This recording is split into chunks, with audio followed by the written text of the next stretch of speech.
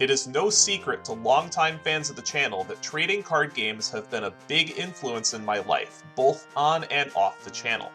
In this series, both DemonBattler and myself will be opening 24 packs, or one box, of each core Yu-Gi-Oh! Booster set in chronological order. After each opening, we will build decks from all of the cards we have opened thus far, then duel each other in a best-of-3 match with 3 prizes up for grabs to improve our decks. The winner will receive 2 of those prizes, and the loser will get 1. The possibilities for prizes are almost limitless, including single cards, sealed product, structure decks, and much more. Every card in the entire game's history will be obtainable in some form. However, neither of us will be able to rest on past laurels easily. The ever-changing official Forbidden and Limited list, our own choices of cards to be banished to the Shadow Realm, and even changes to the very rules of the game will keep our decks and duels fresh. This is yet another Yu-Gi-Oh! Progression series. So you might recall in our series trailer that there will be changes to the very rules of the game that keep our deck building fresh. These very first changes will come into effect for this duel and the next 3 duels. For these next 4 duels, we will each be allowed to have a deck master. However, the rules are a little bit different than Konami's official deck master rules that just were announced recently. So the way the deck master system will work is both of us are required to play 41 cards minimum in our main deck, including a single copy of one monster card that can be normal summoned or set. That monster will be our deck master for the duration of the match. As a pregame action at the start of each duel, both of us will banish our deck masters from the main deck. If we draw the deck master in our opening hand, we will banish it and draw a replacement card. As long as it is banished this way, for the purposes of card effects, it is treated as though it does not exist. Once per duel, anytime a player could normal summon or set a monster, that player may normal summon their deck master without tributing. Once per duel for each player, the first time that player's deck master is sent from the field to the graveyard or banished from the field, the owner of that deck master will take 4,000 points of damage, with one exception that I will get to later. This effect does not start a chain, and the damage cannot be reduced, prevented, or redirected in any way. So the reason why we went with the 4,000 point penalty, as opposed to an immediate loss that's in the official rules, is because it specifically encourages players to play their deck master at an opportune time, rather than just at the end of the duel when their backs are to the wall anyway. The one exception to the 4,000 damage rule is if a player's deck master is used as fusion material while on the field, the owner of that deck master is not subject to the 4,000 points of damage as normal. Instead, the fusion monster created using the player's deck master will become the player's new deck master. And we do have a case that covers what happens if both players' deck masters are used as fusion material for the same fusion summon. We also have a small list of monsters that will be banned as deck master. They are Jinzo, Jaugen the Spiritualist, Magical Scientist, Spell Canceller, and Yatagarasu. Our reasoning behind these 5 is that Jinzo and Spell Canceller are oppressive floodgates that are balanced by requiring a tribute. If we can bring those out at any time, we would be able to lock our opponents out of being able to interact with a quarter of the game. Jaugen the Spiritualist turns last turn into a 1-card combo that cannot be interrupted except by spell speed 2 interaction. Magical Scientist needs no explanation, the card is absolutely bonkers. And easy access to Yatagarasu makes it too easy to set up a Yata lock, especially once we get through Invasion of Chaos. Now you might be wondering why I left Gearfried the Iron Knight off of this list. The reason why is because even though Gearfried the Iron Knight is part of the Butterfly Dagger Elma combo decks, it is a 3-card combo at the very minimum. Dark Crisis was released December 1st, 2003. This set introduced the Archfiend archetype, a series of Fiend-type monsters that have limited immunity to targeted effects at the cost of life points every turn. This is a bit of a lower power set compared to some of the sets that we have opened, but this is the calm before the storm. And not to say this set does not have impactful cards either. Let's get started with some of the common cards in the set. Battle Footballer is our first 2100 defender. 2100 defense is going to now be the gold standard for pure defensive 4-star monsters. Gyakugire Panda is an interesting one. So this is a monster designed to fight against control decks playing Gravity Bind. It is a 3-star monster that has 800 attack. It gains 500 attack for every monster on your opponent's side of the field, and it has innate piercing, so it can deal with a lot of the flip effect monsters very well. Dark Scorpion Chick the Yellow is the last of the Dark Scorpions. It will bounce one of your opponent's monsters when it deals battle damage. Other than that, it's pretty unremarkable. It was also semi-limited in GOAT format for some reason. I'm not quite sure why. The card is not playable in anything, but it is interesting to see that it was semi-limited in GOAT format. Moving on to the equipped spells. These are part of the Guardian archetype. Each of these equipped spells has a monster that you can only summon while you have their respective equipped spell out. None of them are good enough to be worth considering. So shooting Starbow Ciel could be good in a deck that involves around effects that trigger when you deal damage to your opponent in battle. However, it does drop the equipped monster's attack by 1,000. You can also use this as pseudo removal just to drop a monster by 1,000 on your opponent's side and then attack over it. Twin Swords of Flashing Light is a 500 debuff, but it makes the monster a double attacker. That could potentially be played in the Mahavilo deck to allow Mahavilo to attack twice, especially when we get another card that will support the equipped archetype in this set. Final Attack Orders is something that we'll see play down the line. So what Final Attack Orders does is it forces all face-up monsters into attack position permanently. Of course, as long as that card is out. And this does include monsters that are set. As soon as a set monster gets attacked, and it's turned face-up in the damage step, this card will change it to attack position. Really, Eternal Rest is a trap card version of Eternal Rest. That will probably replace Eternal Rest in side decks. Gaga Gigo is an 1850 vanilla that is water.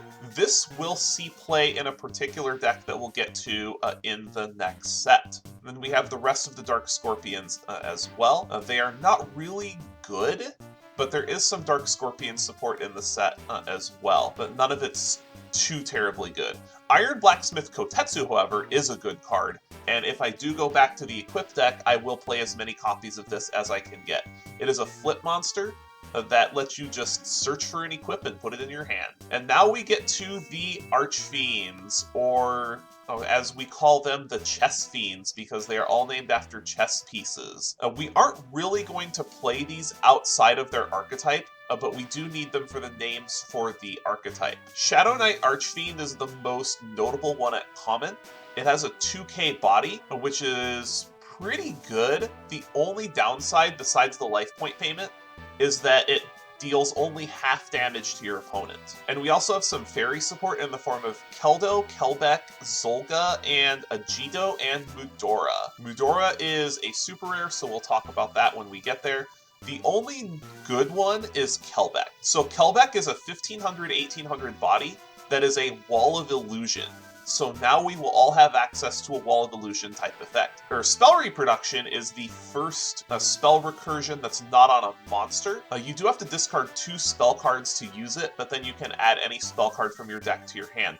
This will be useful in certain combo decks. And then Cestus of Dagla is a pretty cool equip for fairies. It gives a 500 attack boost, and effectively gives the fairy lifelink from magic. So whenever it deals battle damage to your opponent, then you also gain that many life points. I don't know if it's good, but it is pretty cool. Final Countdown is an alternate win condition at common, so we should both have access to it. This will see play in our stall decks going forward. You give up 2,000 life points when you play it, and then all you have to do is survive 10 turn cycles. It's 20 turns, but it does count both your turns and your opponent's turns, so as soon as you play it, all you have to do is survive 10 turn cycles and you win the game. It's surprisingly not too hard to do in any deck that wants to slow the game to a crawl anyway. You shouldn't rely on it as your primary win condition, and this does get limited eventually as well. However, it is an alternate path to victory in the event that you do get it early. The big common that's going to reshape our metagame is Sakuratsu Armor. This is 1-for-1 removal on a battle trap. Now, this card is going to see all kinds of play for several eras, and it is one thing that is going to discourage me from playing the equip deck specifically because I only have one copy of My Body as a shield. If I had more copies of My Body as a shield, then I wouldn't be afraid to play the equipment deck, but Sakuratsu Armor against the equip deck may as well be Mirror Force, so I'm a little bit wary of playing that. Then we do have a few more commons up top. Despair from the Dark is one I'm going to be looking for. This is a zombie payoff. If your opponent discards this from your hand, then you get to special summon it, but it has to be discarded by your opponent's card effect. So if this gets hit by a Delinquent Duo, that could be a big punish. But I don't think Demon has any discard necessarily. But it is just a really big body. It's a 2800, 3000 body that is a target for Call of the Mummy. So depending on how many of this we get, Zombie could be a consideration. We also have Ojama Trio. This is a control card as well. This fills up 3 of your opponent's monster card zones with tokens that have 0 attack and 1000 defense, and your opponent takes 300 damage every time one of those is destroyed.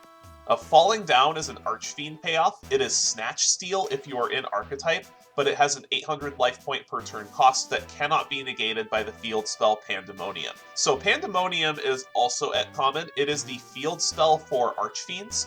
It turns off all life point payments for any Archfiend cards, and then when an Archfiend is destroyed except by battle, you can pick up one from your deck that has a lower level. So that is the reason why we would need to play the lower level Archfiends, is specifically to keep the card flow going. Now at Rare, we have some pretty interesting cards as well. Fear from the Dark is a smaller version of Despair from the Dark on a normal summon. We may end up playing that if we're in Zombie. We have Skill Drain. This is a really important one going forward. This will get limited, not right away, but it will get limited quickly.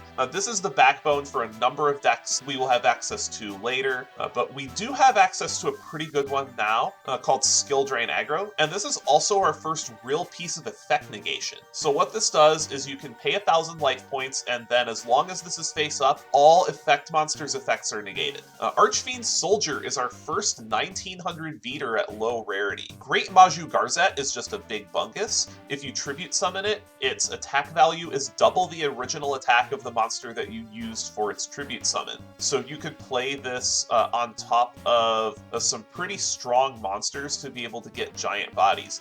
Memphis the Infernal General is a little like Air Knight Parsha. It is a 1 tribute low power body. It's only 1800, but it has piercing, and you get to dump a card out of your opponent's hand every time you connect with it. I don't think it's as good as Air Knight Parsha, just because we have 1900 bodies, and this can beat over that. And then we have a couple more Archfiends, Dark Bishop and Infernal Queen. These are essential for the archetype. The best rare in the set by far is Tsukiyomi. Tsukiyomi is integral to control decks, and this is a card I'm going to be chasing probably more than any other rare in the set, specifically because of its interaction with Thousand Eyes Restrict. So if you summon a Thousand Eyes Restrict and then suck up an opponent's monster, you can use Tsukiyomi to turn the Thousand Eyes Restrict face down, which will shred the equipped monster because any equipped cards that are on a set monster fall off. And more importantly, that turns the Thousand Eyes Restrict face down, so it turns off its effect and lets your monsters attack again. And then you can just, after combat, flip the Thousand Eyes Restrict back up and suck up another monster. Even if you don't attack, being able to just repeatedly eat monsters is going to be really good. And we do also have a couple of rituals in this set, as well as the first piece of generic ritual support. A legendary Flamelord is an interesting ritual monster. It's a 2400, which isn't too bad. And then every time a spell card is activated, it gets a spell counter. And notably, this does not have a cap on how many spell counters it can have on it, unlike other monsters. And then you can remove 3 spell counters during your turn to destroy all monsters on the field other than him. So that can be a win condition in spell-focused decks. We may consider it if we get enough copies of it. Contract with the Abyss is generic ritual support. This will ritual summon any dark ritual monster. However, the ritual material has to match exactly. So if you are using that ritual spell, you will need to build your deck with that in mind. The super rares, most of them are not good. I'm not gonna lie, just most of them are not good. Most of them are build-arounds, but there are a couple that are noteworthy. Different Dimension Dragon has a bit of a unique protection. It cannot be destroyed by card effects that do not target it, so it is immune to Smashing Ground and Fissure. However, a Sakuratsu Armor will still destroy it, and then it cannot be destroyed by battle with any monster that has 1900 or less attack. I don't think it's good, but it's interesting. There are some cards that will allow us to cheat this out easily, so if we do pick this up, we will need to keep that in mind for later. Dark Flare Knight, Mirage Knight, and Berserk Dragon are constructed cards. They can only really be played in constructed because you would need to build an entire deck around them. The best super rare that we're going to be looking for is DD Warrior Lady. This card will see a ton of play.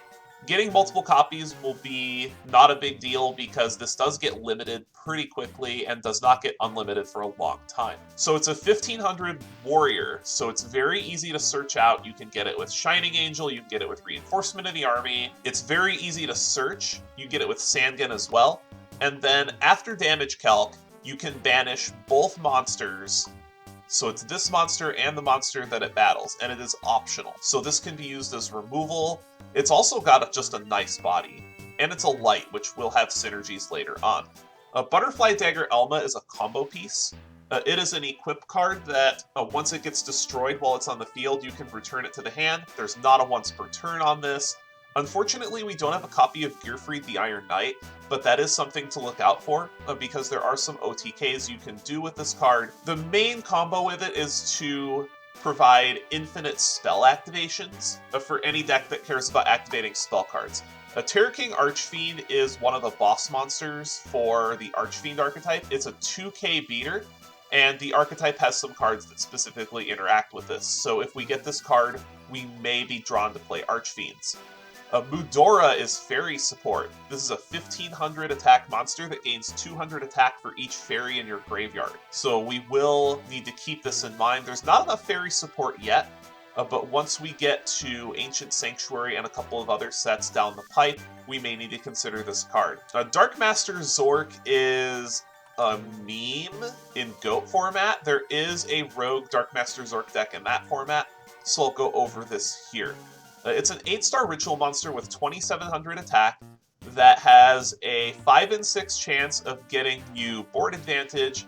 However, you have a 1 in 6 chance of losing the game on the spot because you destroy all of your own monsters after committing a ton of resources to submitting an 8-star ritual monster to the field. And at the ultra rare slot, a lot of misses. There are a couple of cool cards, but there are a lot of misses in the set. Guardian Cial and Guardian Grarl are probably the two best Guardian monsters, but you have to have an equip spell to be able to play them at all, and Guardian Grarl is a tribute monster. However, it is a 1 tribute 2500.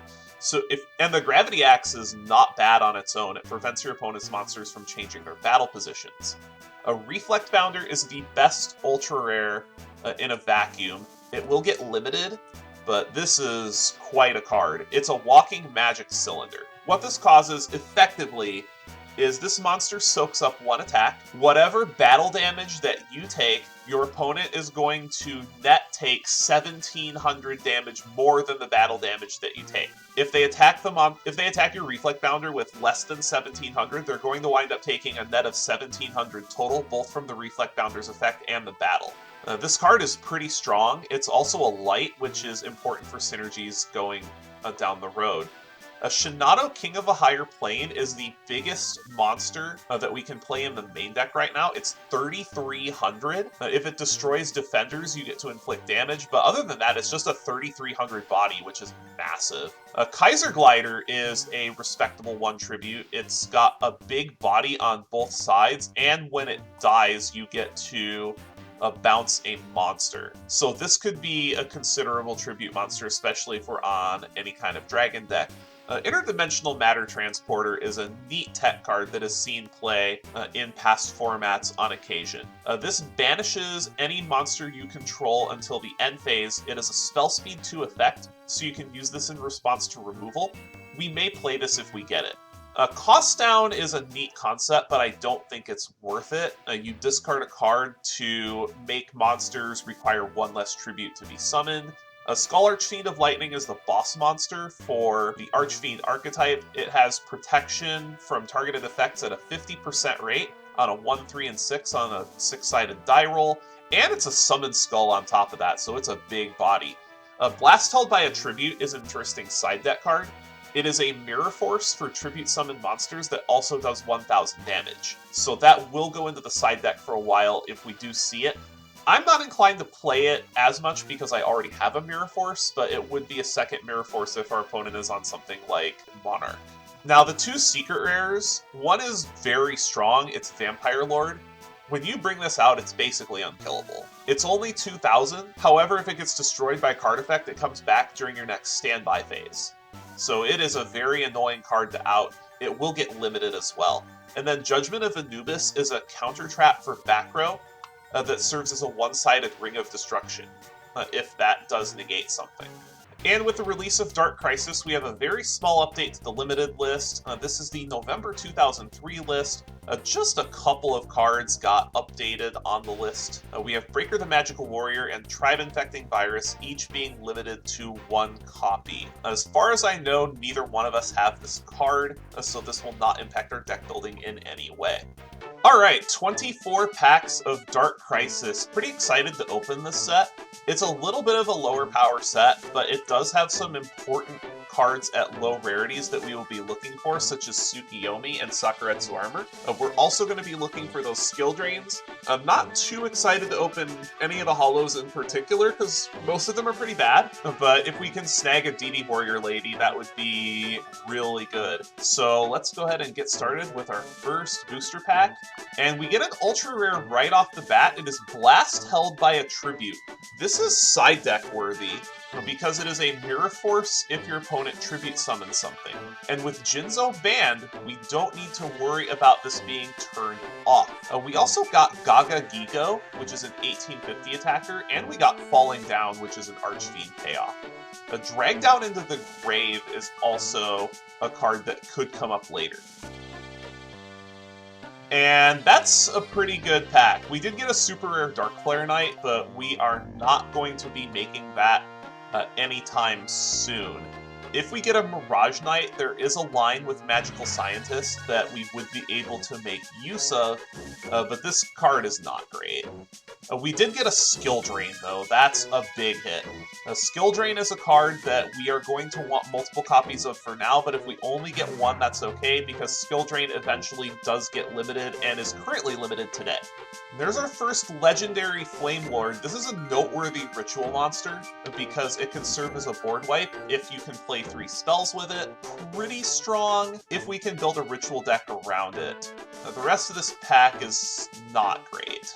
There's our first copy of Gyaku Gire Panda. This is an anti-control tool that we will keep in the back of our mind. That's also a beast, and we do get some beast support towards the end of DM. So we could wind up playing that in a beast-focused strategy, and the rest of the cards in this pack really are not great. And there's some pretty good stuff in here. The Great Maju Garzette is effectively a combo piece. We can make that really big if we tribute a 1900 or even a 2K monster that we get later on. We have Despair from the Dark as well. That's our first copy of that. If we get 3 of those, we would need to consider playing Zombie, but the big thing is that Sakuratsu Armor up in that upper right corner. That's really big. We want to get 3 of those. They are premium removal, and we also got our first Pandemonium as well.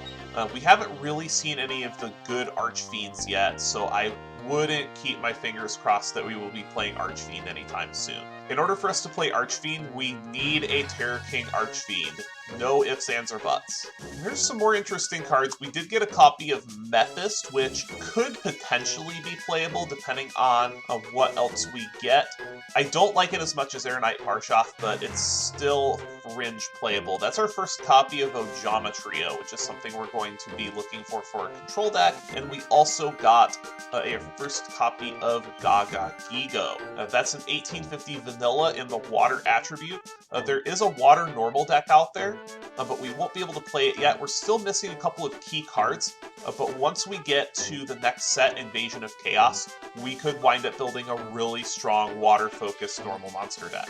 And there's another Sakuratsu Armor. We also got a Gaga Gigo, a Kelbeck, and a Final Countdown out of this pack. This is a pretty nice pack. We haven't seen too many of the rares that we're looking for, but we have seen a lot of the commons. And there's our first Archfiend Soldier. That's one of the rares that I was looking for. It's a 1900 vanilla. That's our first one we get at low rarity. We also picked up a Final Attack Orders out of this pack, which is nice for the Skill Drain Final Attack Orders deck once we have enough of the big vanillas with downside. And there's another Ojama Trio, another Despair from the Dark. We got an Infernal Queen Archfiend, which is important for the Archfiend archetype, but until we get that Terror King, we're not going to be playing Archfiends. And there's another Archfiend Soldier. We also got an Iron Blacksmith Kotetsu. That is our first one of those. We got another Kelbeck as well. Frozen Soul is a bad version of Threatening Roar, but if we do need to play a Turbo Fog-like deck, we may end up playing that. But I will take a second copy of Archfiend Soldier. That's a nice normal monster. And that finishes some playsets up. That finishes up our Gaga Gigo playset. It finishes our Sakuratsu Armor playset. That is our second Gyakugiri Panda as well. Lots of good cards in this pack. Iron Blacksmith Kotetsu too, that's another good card. And there is Shinado, King of a Higher Plane. That is not the best ultra rare, but it's still, I feel, playable with the ritual support. It's just a giant body. Depending on what other ritual monsters we get, we may end up shifting towards a ritual deck. We do have plenty of level 8 monsters to be able to support it. Another legendary Flamelord isn't bad either. There is another copy of Gyakugiri Panda. I believe that is our third. Yes, that is our third. Archfiend's Oath is also good specifically for the combo decks. There is a combo deck that plays this, but I'm starting to get a little bit nervous. We only have 7 packs to go and we haven't seen Tsukiyomi. Tsukiyomi would make a fantastic deck master. And there's the Terror King Archfiend. Archfiends are now on the table. I would like some more cards from the archetype, but we did get the Terror Fiend. We also got a second Skill Drain, which is pretty good. That also fills out our playset of Ojama Trio for the control deck. That is something we may need to consider, but playing that control deck without having Tsukiyomi is not going to feel very good. That might be something I may have to spend a wild card on. It does get a reprint, but it's not that accessible of a card once Dark Crisis falls off, so getting very nervous about not having the Tsukiyomi. I think if I get a Tsukiyomi at this point, I just play the control deck and make Tsukiyomi my deck master. There's a second copy of Despair from the Dark. That was another thing I was getting worried about. Alright, so only 3 packs left, and we're missing a lot of stuff. We've picked up a lot of the good commons, but there are several rares that we're missing. I would really like to see a Tsukiyomi to make it my deck master. That is not going to do it. We did fill out our playset of Despair from the Dark, though. That's very important. That card was key to being able to play Zombie. I am probably at this point going to play Zombie unless we can get something that really turns our pool around. And then our second to last pack. There it is! There it is! We got it! We got it! We got the Tsukiyomi! I was very nervous about getting this. We may end up playing Zombie. We may end up playing Control with this as our deck master. That could wind up being extremely strong, and even after we leave the deck master system, the card will be limited, so I am very okay with seeing that. We got the Tsukiyomi. That's really the big card I was missing. Any other card that we get in our last pack at this point is just gravy, but we got the Tsukiyomi. Then for our very last pack, see what we wind up with. We did get an ultra rare. We got a Kaiser Glider. That is one of the better ultra rares in this set. So with the ultras, we actually got some pretty nice hits. We also got a playset of Skill Drain. That's pretty nice. It does get limited eventually, but it does not get limited for a while. So we could end up, once we get enough 2200 and 2300 beaters, we could wind up playing some kind of Skill Drain Final Attack Orders deck, which I don't think Demon would see coming. But yeah, I would say this was at least an average, if not an above average opening. We didn't get any of the high-end stuff we wanted. Vampire Lord would have been a sweet deckmaster for zombies, but we did not get there. In any case, I will see you in the games. I must say that 23rd pack Tsukiyomi just saved my deck. So this is the list that we're going to be bringing. I wanted to play Zombie, but I looked at my spreadsheet to see what I had in my collection, and it turns out I have 0 Call of the Mummy, so we are not playing Zombie, unfortunately. I wanted to play Zombie, but you cannot play it without Call of the Mummy. That's the big Zombie payoff. So instead, we're going to be running this list back with a few changes. Not too much has changed, but we did get some new cards that are going to help us out a bunch. So I'll go through the card by card. 2 Apprentice Magician, still searches the same things. 1 Cyberjar, 2 Desquala, 1 Magical Scientist, 2 Magician of Faith, 2 Mask of Darkness, 2 Morphing Jar number 2, 3 Old Vindictive Magician, 1 Princess of Tsurugi, 1 Sangan, the 3 Spirit Reapers, and 1 Witch of the Black Forest. I did wind up, unfortunately, cutting the camels. It's just too hard to protect them. We don't have enough attack floodgates to be able to protect the camels. If you can get even 1 draw off of it, it's great, but we just can't really protect them is the issue. And then for the spells, we just have 10. We have Book of Moon, Confiscation, Final Countdown. This is an alternate win condition if we're going to be slowing the game down anyway. It turns it into not needing Burn to actually win the game. We just need to survive. 1 copy of Harpy's Feather Duster, 2 copies of Metamorphosis to go into Thousand Eyes Restrict. We have a couple of other plays we can do with this as well, such as with Magical Scientist, which is searchable off of Apprentice Magician. 1 Pot of Greed, 1 Scapegoat to go into Thousand Eyes Restrict, 2 copies of Vengeful Bog Spirit, rounding out the spells.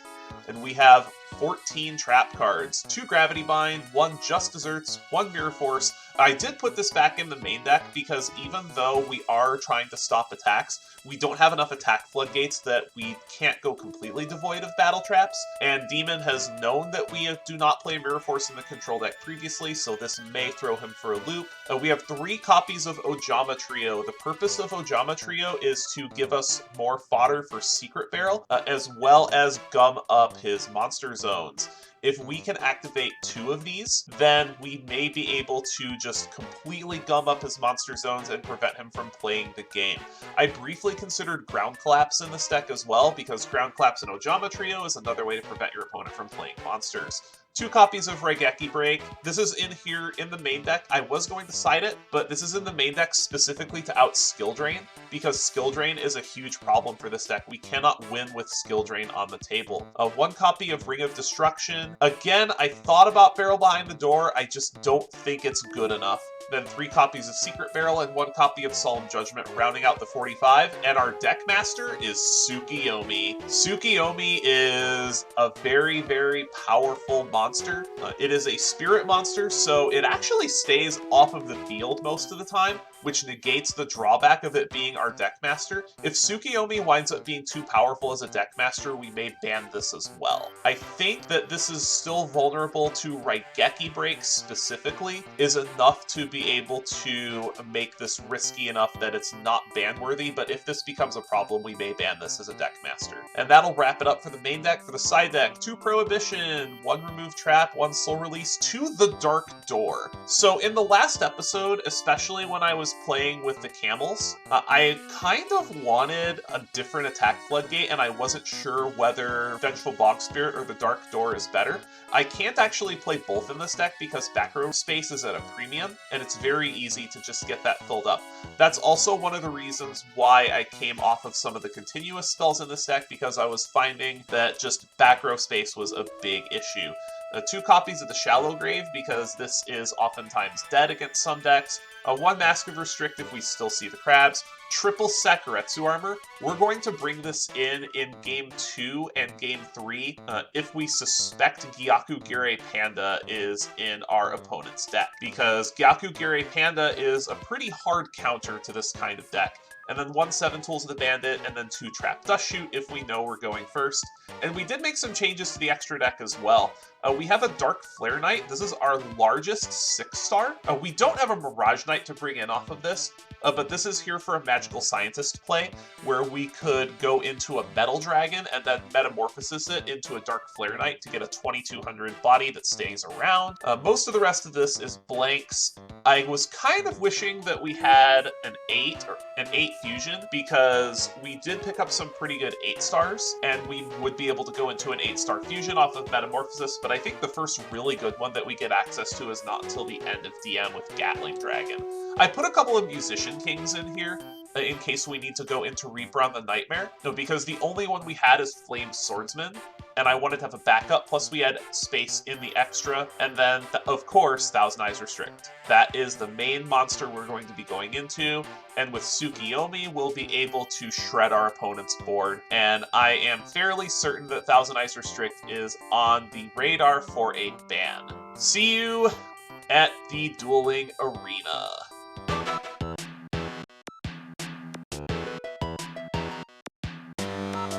Hopefully the new rules will keep this duel fresh, and our next 3 duels as well. I'm pretty excited. Oh, I am too.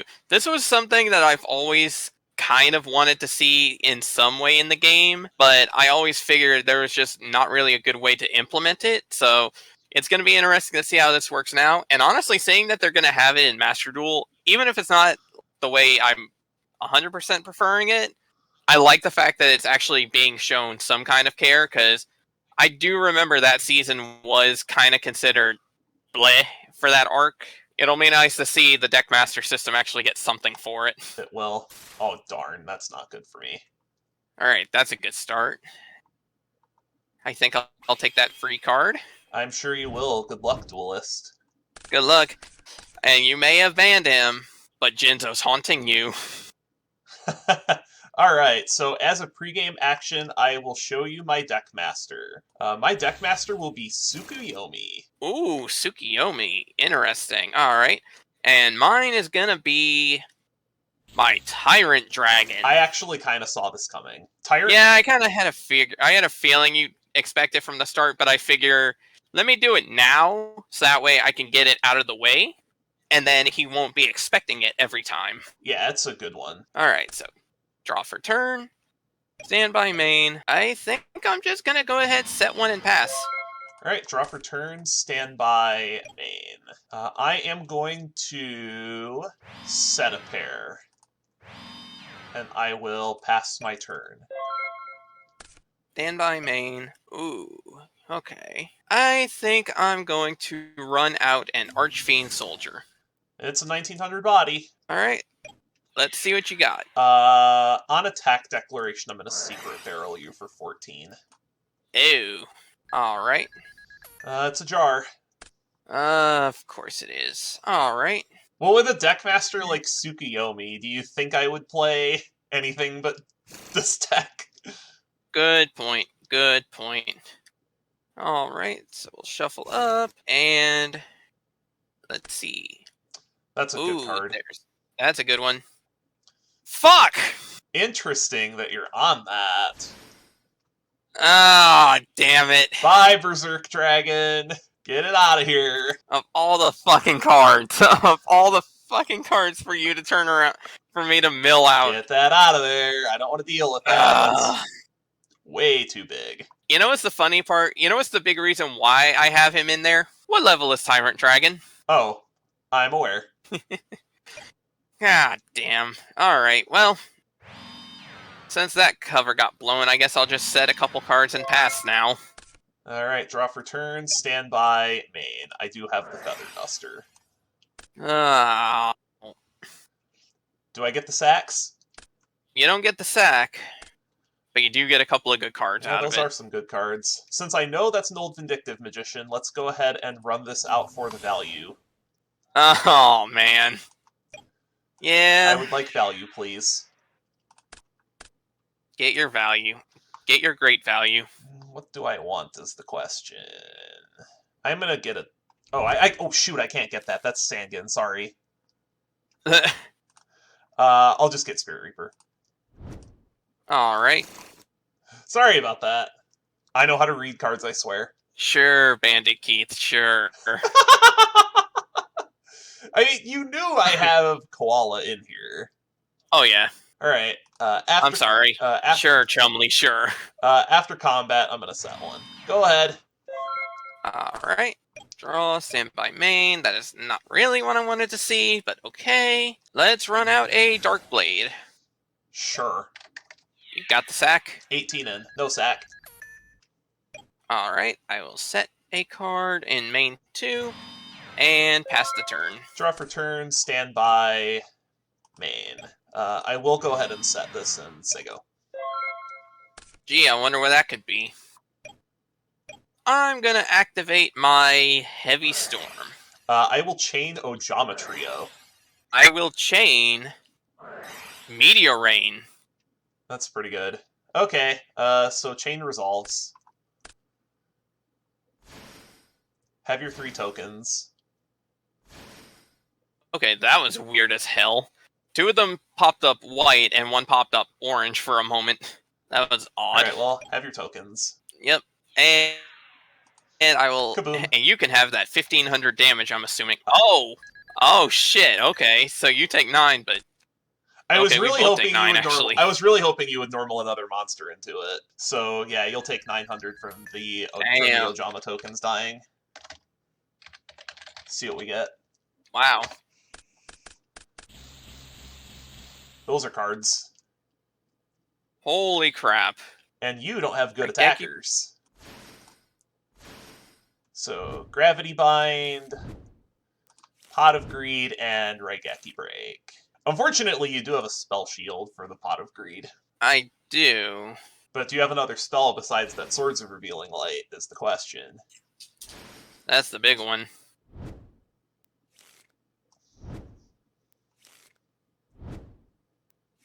And since we can actually shuffle these around, I'm going to do this. Yep. Alright. I'm going to set a couple of cards. Could be anything. Yep. And I'll pass. Now the question is, am I okay with trading Pot of Greed for your Swords of Revealing Light? What do I care? I don't even attack. I'll set some cards. Go. So you have Raigeki Break, Gravity Bind. You probably set... Okay, so you... No, that was... No, you set Apprentice Magician and Sangan already. I'm gonna lie, I kind of wish I had a monster that could take a spell counter just so I could force your apprentice to give it to me. If you had something like Breaker, that would be pretty sick. That would actually be a really funny back end on that. That would be. But I love Apprentice Magician. This card is so good. Pretty sure it's semi-limited now. I think I'm going to set... I don't think it's... actually, I don't think it is just yet. No, it wasn't, because the only things that got limited were Tiv and Breaker. Breaker, yeah. Alright. Alright. Set a monster. Alright. Draw for turn, standby, main.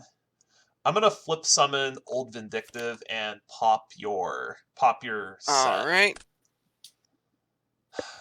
That was a merch. Boy, if you have something like Raigeki Break, this could be really bad. I think I'm gonna go for it. Normal summon Tsukiyomi? Oh, crud. Okay. I will set my Old Vindictive Magician. Alright. Then I will set a back row. And then I will end my turn and put my Deckmaster in my hand. Is that good? That's good. Oh, crap. Great. So now you managed to bypass the damage, too. Well, no. If I bring Alright. if I bring Tsukiyomi out later, like Tsukiyomi is still my Deckmaster. Oh, so it's just the first time it goes to the graveyard or banished, then? That's correct. After being summoned that way. That is correct. Okay, I thought once it left the field and went to your hand, it was immune. Nope. Okay, that's good to know then. No, it's still your Deckmaster. It's just in my hand. Okay. And it's from fields. It's from fields specifically. Well, I guess I might as well do this. I'm gonna flip my Magical Merchant.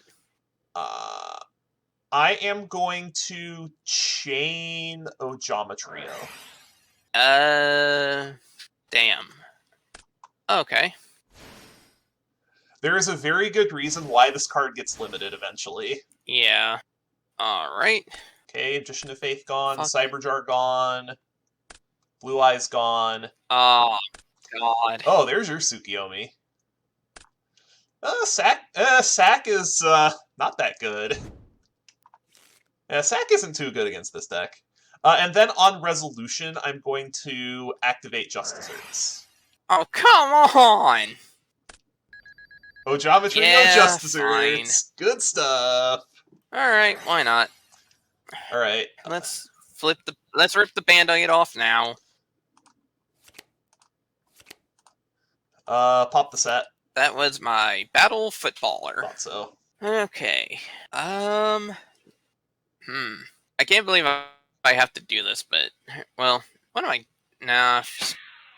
Okay. Let's hit the old Vindictive. Okay. Battle resolves. Got the rush. Got the rush. Yep. And not let Suk keep using that. Yeah, that's silly.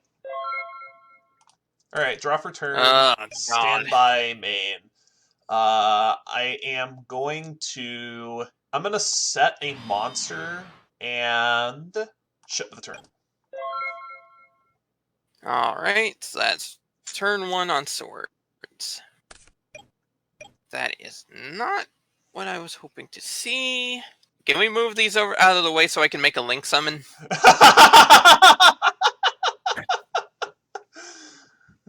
Maybe in 2017 when Geometrio is no longer playable. I guess I'll set a card. So this is the part where I kill your magical merchant, then activate Ground Collapse.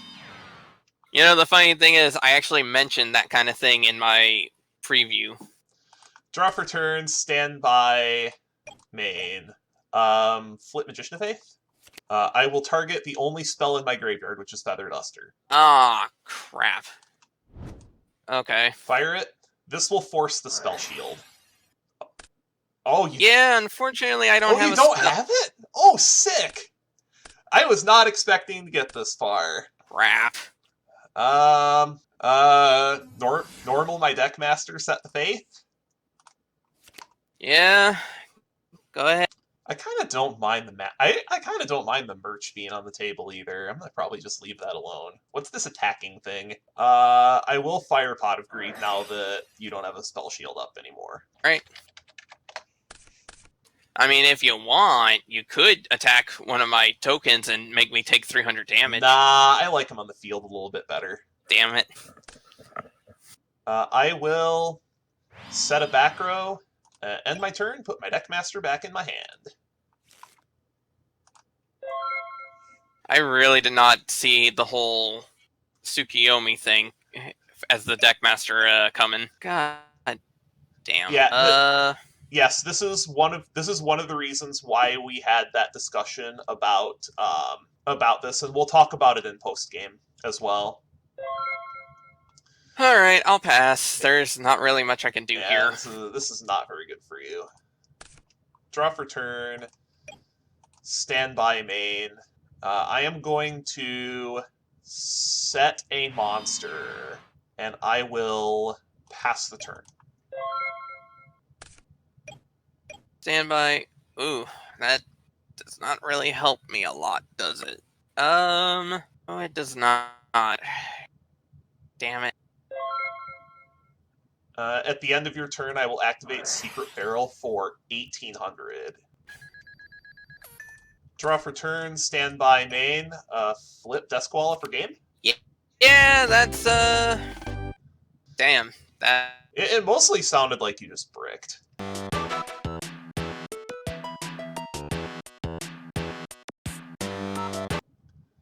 Alright, as it turns out, constant access to Tsukiyomi is pretty good. Oh, God. And I think it's really kicking my ass now. I think it's really just the presence of Sakuratsu Armor that has really enabled these control decks. Yeah, Sakuratsu is definitely, because we have so many good ways to just stop attacks now. But now things get interesting, because at this point I wouldn't be surprised if there weren't Raigeki breaks in your deck before, they're probably in here now. Just scary. I'm going to set a monster and pass. Draw for turn, stand by main. I am going to set a monster and then set 3 back row. Absolutely not afraid of Heavy Storm. Go ahead. I draw. Did you just top deck it? I just top decked it. Okay, Get fucked. I do have a plan for this, though. I will Oh my activate God. Just Desserts as Chainlink 2 and Ojama Trio as Chainlink 3. I take 2,000. Alright. And you get my Gravity Bind. I still think that's okay, because it drew out the Heavy Storm, and most of the stuff was chainable. Oh, yeah. But god damn, that was hilarious, honestly. That was really funny. The 2,000 damage off... Like, the synergy between Ojama Trio and Just Desserts is so good. Alright, so I'm gonna flip my Witch of the Black Forest, and let's see what you've got hiding. It's a jar. So you'll only get one. Well, you'll only get one monster, and you won't take any damage. You won't take any damage from the tokens, because the tokens aren't destroyed. They're just sent back to the deck where they cease to exist.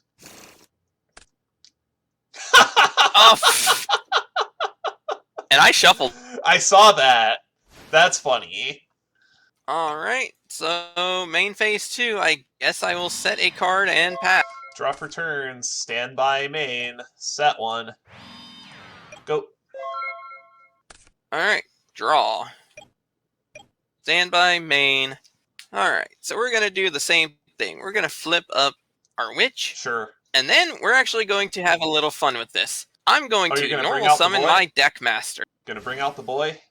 You got it.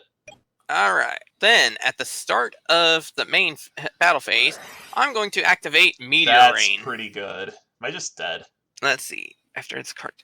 Ooh, that's an interesting wording for that. You get to double attack. So that's 21. Well, no, I actually don't get to attack again. But if you had Spirit Reaper out, oh yeah, I could have attacked twice with it. I'm gonna get another Apprentice Magician. So I'll attack again. This time I'll also add a Rush Record. Jeez. So you take 28 this time. Yeah. Probably should have done that to begin with, but oh well, that was a derp on my end. Hang on. What's in my bin again? That's not good. Old Vindictive. Main phase 2. I will set a card, and I will pass it to you. Draw for turn. Stand by main. Let's get him out of there. I can have back row removal too. I hate you so much. Bye. Take 4K. You just had to do that first. Yep, take your 4K. Then I'll do my thing. Put it back down. Set one. Well, you can't crash.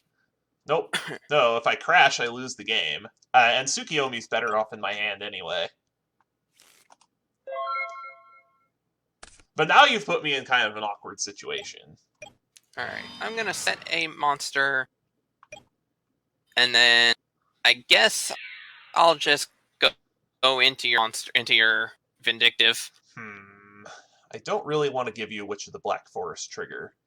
I am going to pop your set. That's fine. Oh, of course. Because it's my Sandgen. Of course, it's the other one. Let's see. Who do I want to get help with? Well, I guess I might as well add it to my hand. Let's go ahead and get our... Yep, I figured you would be on this card. ...ourselves a Gyaku G-Ray Panda. I discussed this card specifically because this card was sided and constructed against these types of decks. Oh yeah, Panda is for a damn good reason. Panda is very good. And since I set Sandgen to begin with, I guess it's your turn. Stand by main. Set a back row. Pass. Ooh. But whatever. Alright, I will set a card. And... punch for 11? 11 in. Alright. Draw for turn. Stand by main. I am going to Ojama Trio. Fill up the rest of the monster zones. Then I'm going to set a back row. Alright. And if it's what I think it is, draw. Alright. No instant secret barrel. Okay. No, it's...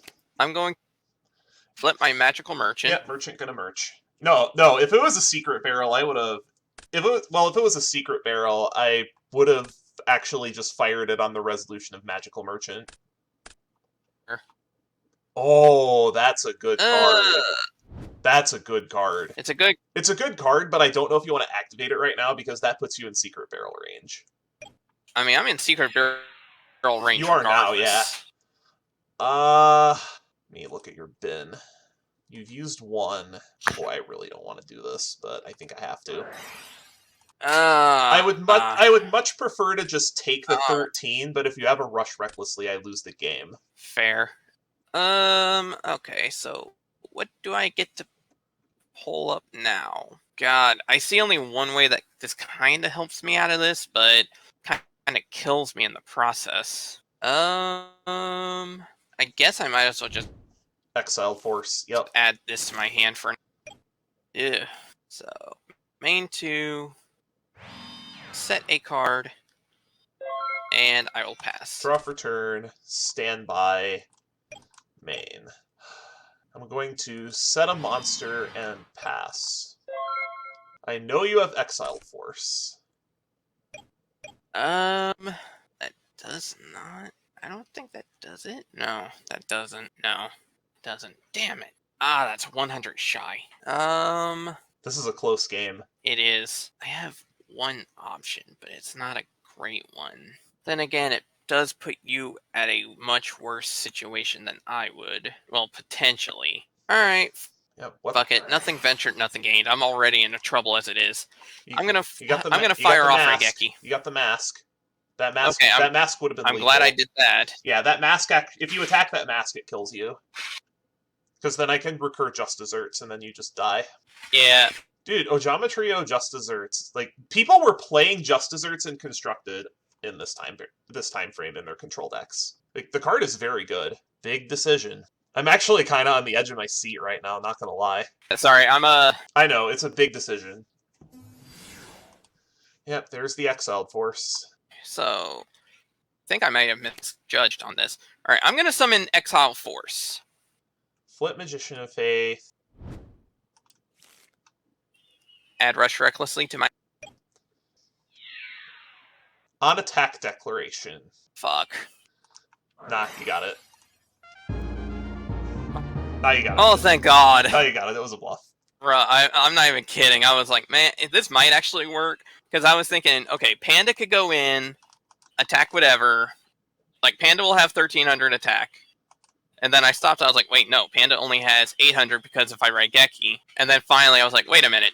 Exile has 1,000. That's enough. That's enough to make it happen.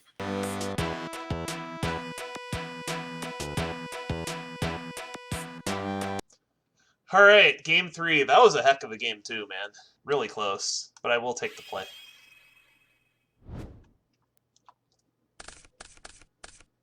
All right. Let's see. Oh. Card for turn. Stand by main. I will set... Oh, right. Hang on.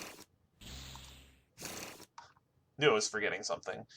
Anyway. We're going to remember to do that, like, as clockwork by the time we're done with it. Yep. I'm going to fire a Vengeful. Great. And set one. Pass. Alright. Draw. Stand by main. I'm going to activate my Wave Motion Cannon. Yeah, that's pretty good. I kind of wish I had that card. That's one of the reasons I've been reluctant to play this deck, is because like, having no Wave Motion Cannons is so bad. And then I'm going to set a monster and pass the turn. Got it. Draw for turn, stand by main. That Wave Motion Cannon complicates things a lot. Pass. Aw. Stand by. Chugga chugga. Yep. That's what it does. I guess we can flip the Cyberjar. Sure, it's a Sandgun. Okay. See what we wind up with here. That's a lot of dudes. That's scary. Well, they can't attack, at least. But I do have a Spirit Reaper, a Mask, and a Apprentice Magician and a Magician of Faith, which I think is pretty good. And then I get a sack also. Although you having Graceful Charity is pretty scary. You have a lot of guys that can't attack, and that panda is not fun. And I guess we'll fire the Graceful now. Might as well. Sure. I will pitch... I have a Sandgan effect to resolve, I'm sorry. Oh, that's fine. Go ahead. I'm going to grab... It's not going to change anything on my discard anyway. I'm going to grab a Koala. So I will pitch a Moth and a... I'm kind of okay with pitching my... I will pitch my Gyakujire Panda. Yeah, you already have one. At least it can't attack. Yeah. Okay. That cannon's frightening, though. To hell with it. I'm going to sack my 2 monsters. Blue Eyes? The ultimate Blue Eyes. Yeah, it's a big And he will fall into a bottomless pit. I do not have the bottomless. Oh, even better. Okay. 1 card, and I'll actually set 2. Your turn. I'm gonna go ahead and probably should have fired this on resolution, but I am gonna Justice Urtsu for 1,000. Oh. Draw for turn. Standby. Main. Thinking. Sorry, this is a bit of a difficult decision because of the panda specifically. All right, I think I know what I'm gonna do. I'm gonna flip up my mask to get Justice Urts back. Then I'm going to set it, could be anything. I'll set another back row. Then I will also fire a Dark Door. Set an additional monster, and pass the turn. Alright. Draw. Do you have the Heavy Storm? I do not have the Heavy Storm. However, I do not really care about said Heavy Storm. Because... 1, that's got that, and 2... The boy? I was gonna say, 2, you kind of forgot that my dragon has a lot of power, and you left your mask in attack mode, so... I'll just sack it. Alright. Fool! You've activated a deal with Dark Ruler! Yeah, that's pretty good.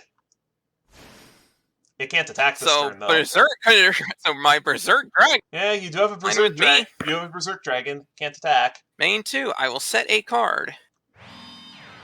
Will pass the turn. Berserk Dragon loses 500 points. 500 attack. I'm also going to just desert to end for 15. Draw for turn. Standby main. Boy, this is a difficult decision. Sorry, I have a couple of diverging lines here. As it turns out, playing control decks is difficult. Like, Berserk Dragon gets around my Dark Door, which is irritating, and then you're just a Meteorine away from winning the game. This is a difficult game state to navigate. And then there's that cannon that's looming over my head, too. That's actually the bigger problem than the Berserk Dragon. Not happy with this move, but this is what I'm going to do. I'm going to put Mask of Darkness to defense, and then I'm going to set a back row and pass. Alright. So I draw. Standby, main. So that's another counter. Gonna go into battle, and I'm gonna activate my Meteor Rain. Of course you had it. Let's start by eating the Mask of Darkness. Sack. Got the My Body? Oh, man! Damn it! I mean, to be fair... That was gonna be such a badass way to end the match! To be fair, if you had My Body, you just win the game. Because I take about 20,000 damage from that Berserk Dragon. I was gonna say, that was gonna be 2,600 just there. I have to give you... plus every other monster. I have to give you props for actually summoning Berserk Dragon in Progression Series, though. I'm honestly shocked I managed to pull that off. And... damn, I was so close to actually winning with it, too. The problem I have now is actually the panda. Like, the panda's actually the bigger issue now. Yeah, the panda's kind of a pain. Oh, shit. I guess I'll end my turn. Draw for turn. Standby. Main. Okay. Okay, now I gotta go back into the tank. How do I deal with this damn panda? Alright, second first moment, if that would have worked. No kidding. Just, I really don't want to do this because this is just gonna bugger everything up. But I think this is my only way to handle the panda. I don't like that I'm doing this with a cannon on the table because that puts me on a huge clock, but this is my only way to actually deal with the panda. I'm gonna Metamorphosis. Goodness. Wait, let me ask one question. Does tributing the monster as a cost target that monster? No, Metamorphosis doesn't. Okay. Metamorphosis doesn't target. But yeah, I am gonna make Thousand Eyes Restrict, and I am gonna suck up the panda. Then I'm going to set a back row and pass. So you might now know why I was humming and hawing over this so much, because doing this with a wave motion cannon on the table might not be a good idea. Because even if you do nothing, that wave motion cannon's gonna kill me in 5 turns. See, Demon, what I wanted to do was let you kill one monster with the Berserk Dragon just to free up a zone, and then sack the Berserk Dragon. That wouldn't have been a bad idea. That way, I could actually have a zone to summon the Sook and start flipping this Restrict up so I could actually start using my monster effects, but unfortunately, you put me in a situation where I couldn't afford to take that amount of damage because of the cannon. Because if you had attacked the Mask of Darkness into the Berserk Dragon, I'd be at 54, and then I'd have 3 fewer turns to actually out the wave motion cannon, is the problem. Right. Oh, I just found a fun little way to mess with you. Okay, so first off, I'm going to start by summoning my exiled force. Oh, this'll out the Restrict. Yes, it will. Do you have the third panda is the question. And are you even side decking 3? Never mind. Never mind. I'm actually going to be taking your mask. Oh, wait, I actually can't take Restrict. You can't take Restrict because it wasn't summoned correctly. Right. Ooh, that's a good point. I forgot about that. At the same time, though, that means I don't have to deal with that anymore, so that's nice. Well, the problem is now you have, now the panda's back online is the problem. It can't attack this turn, at least, but this is a problem. Yeah. Because it's... Now, I think I'm going to be somewhat smart doing...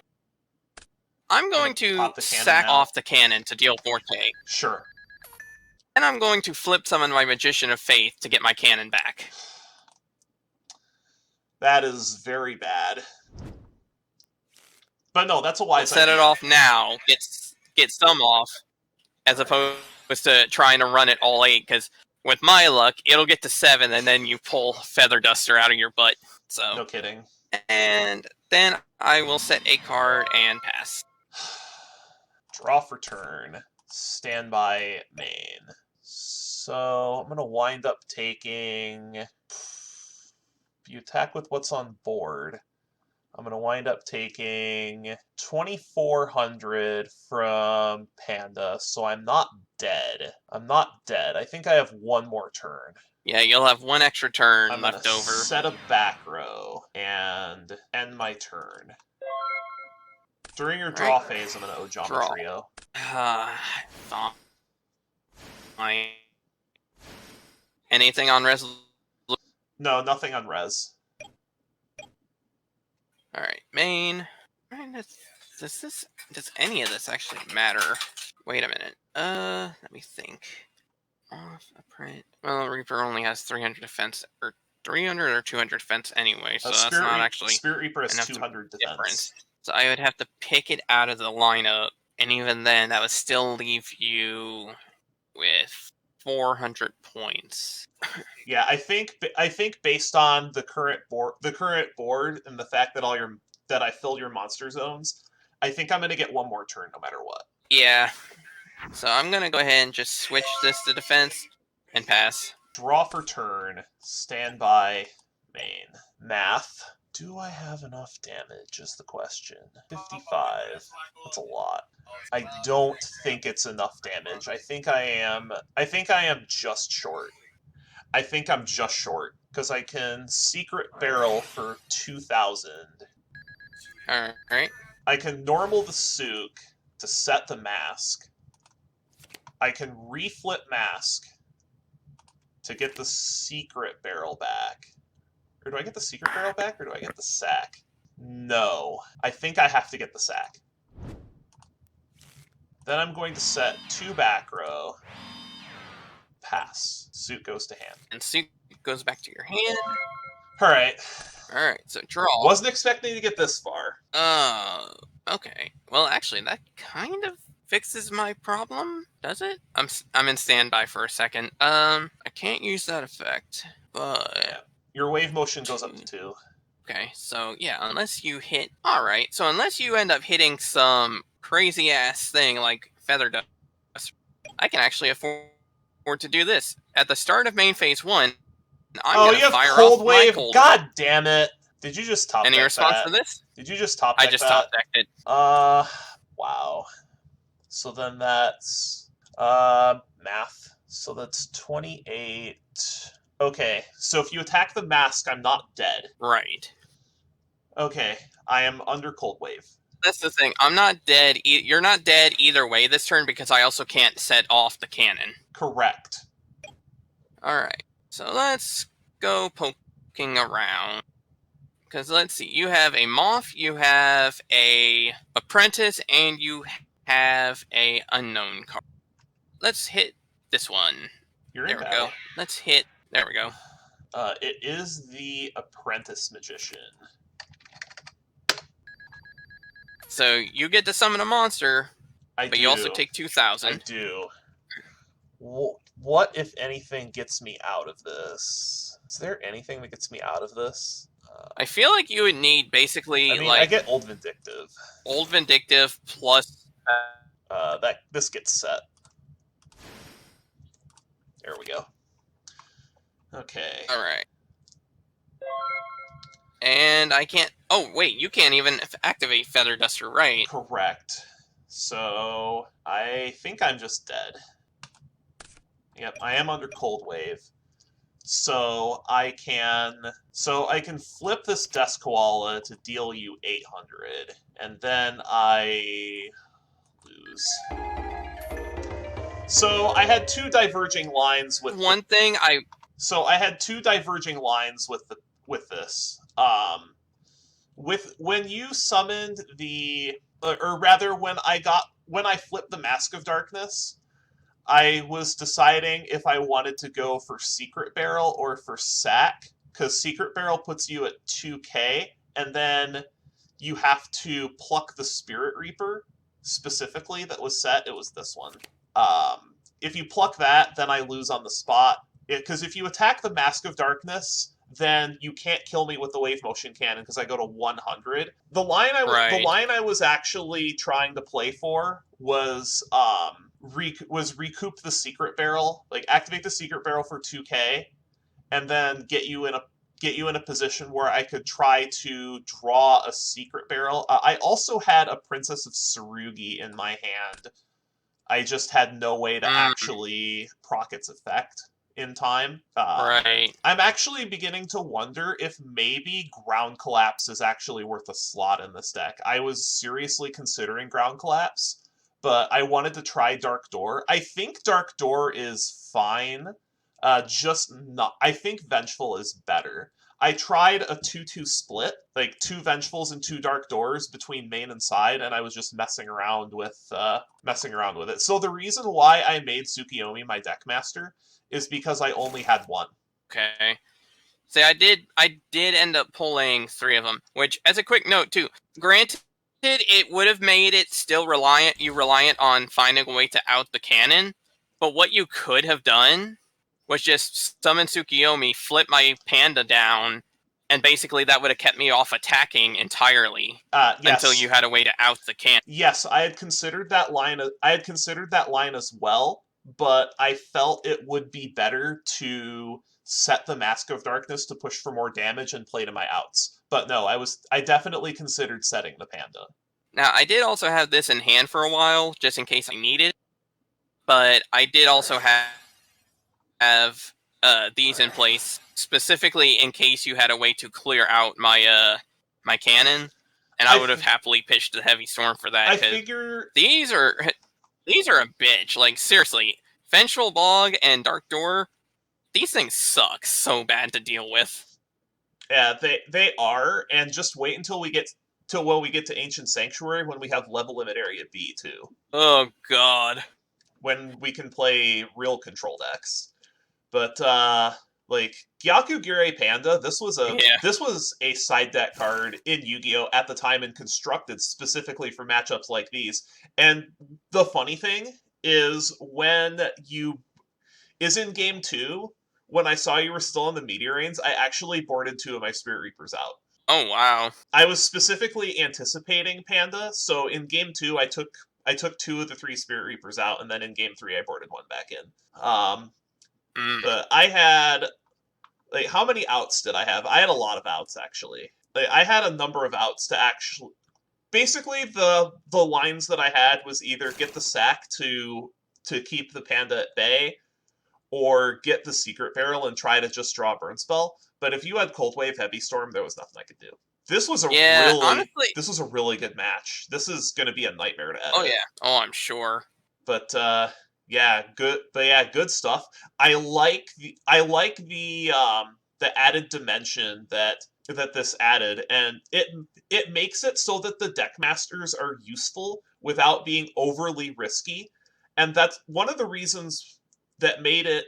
I think the balance is just right. I think so, because there's definitely there was a different dynamic, and I was being super careful about playing Tsukiyomi when I was at 4,000 life points in that game specifically, because if you didn't have Raigeki Break in your main deck, I'm sure you had it in your side deck. Yeah, about that. I may have accidentally not thought about it and took them out entirely. Really? Wow. Yeah. For some reason, my brain was kind of like, okay, I have enough stuff in general. I don't like he might run his defensive deck again, but he might come up with something. Honestly, I was thinking you might come up with more like Archfiends. So I was like, let me not play that and minus myself into a dice roll. So I did actually get a Terra King Archfiend. I did get one. The problem is I can't really play it because I don't have. If I recall correctly, let me actually take a look at my sheet. I don't think I got enough support for it is the issue. Like the rest of the chess pieces, I don't think I got enough of to actually play the deck was the problem. But I'm just gonna check it just to make sure. But I know I got a Terror King. Oh, you know what it was? I only got 1 falling down. That was the issue. Is I only got 1 falling down, and that's the falling down is the reason why you play Archfiend. All right, so I actually didn't pull very good into okay. Archfiends, I actually pulled half decent. I actually pulled 3 Pandemonium, which was kind of nice. But I got 3 Pandemonium also. But I hit, let's see, 2 Dark Bishop. I think I hit the 3 Death Rook. And then that was, let's see, 1 Vile Pawn, 2 Archfiend Soldier, 2 Infernal Queen, and that was it. I didn't hit a Terror King. I hit Checkmate, but that's kind of useless, without the king. I didn't get any bishops, and bishop is the important one because that's the one that provides blanket protection. Right. So that was it. Only one of those. I did get. How many Archfiend Soldiers did I get? I got 2, so that's good. But I am going to. I'm going to go ahead and see if I can get something that will actually fix this sudden disparity in our matchups. I.e., basically just let me know what you end up banning after this one, after that wheel. Just 1 turn away. I just needed 1 turn. to be able to finish that one off. But unfortunately, we are back in the loser circle for the third consecutive time, which does mean we get to spin the Ketchup Wheel and hopefully get something nice off of it. So I am going to give this a spin. We do get to go back to Metal Raiders for wildcards. This is the last chance that we will have to get Metal Raiders cards. There's not really a lot out of there that I would be looking for that isn't already there. Get over to the super rare. Well, I guess something else gets to leave the format. Time to figure out what that is. Okay, so after a long thought process, I have decided that with my ban, I am going to remove Bottomless Trap Hole from the format. The reason why I'm choosing to remove Bottomless Trap Hole from the format specifically is because he has 3 of these and I don't have any, and this is kind of forcing me into a corner where I can only really play this control deck. And I thought about banning Panda, but Panda is just a side deck card that's good against the control deck. And I really want to get this out of the way because the main linchpin of my other deck, Mahavilo, is susceptible to Bottomless Trap Hole. So I'm going to go ahead and remove Bottomless Trap Hole from the format. And that's going to do it for today's episode of the Yu-Gi-Oh! Progression Series. Join us next time when we open the set that changed Yu-Gi-Oh! Invasion of Chaos. Until then, see you around.